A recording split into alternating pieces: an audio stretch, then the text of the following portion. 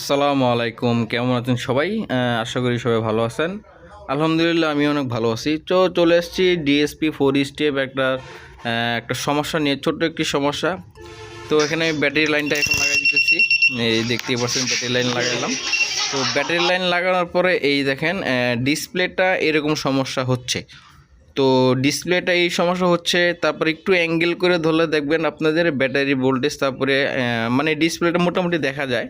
Angle করে ধরলে, তো দূর থেকে ধরলে বোঝা যায় না। তো এই সমস্যাটা কী কারণ হইতে পারে, এটা আমি আপনাদেরকে এই ভিডিওতে মানে তুলে ধরার চেষ্টা করব ইনশাল্লাহ।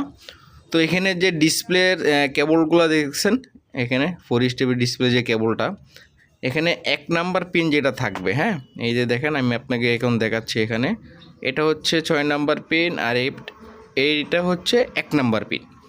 তো এটা যেহেতু 1 নাম্বার পিন, এখানে ভোল্টেজটা একটু ড্রপ করতেছে, এই জন্য কারণেই ডিসপ্লেটা এরকম হয়ে গেছে। তো এটা পুরা ফুল সমাধান দিব ইনশাল্লাহ।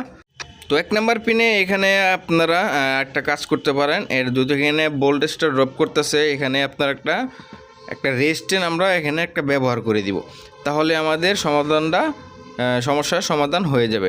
তো এখানে দেখতে পাচ্ছেন আমি 100 ওহমসের একটা রেজিস্ট্যান্স নিছি।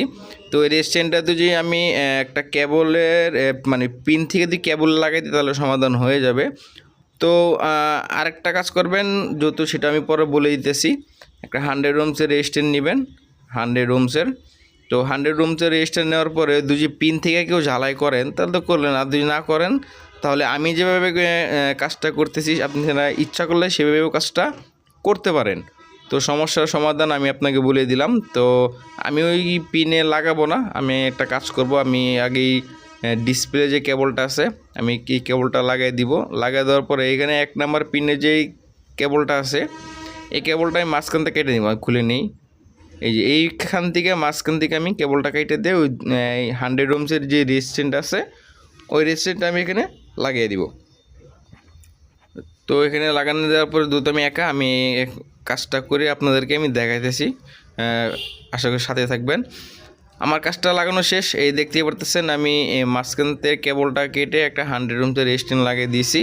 তো চলেন আমরা এখন দেখি আমাদের ডিসপ্লে যে সমস্যাটা, এটা সমাধান হয় নাকি।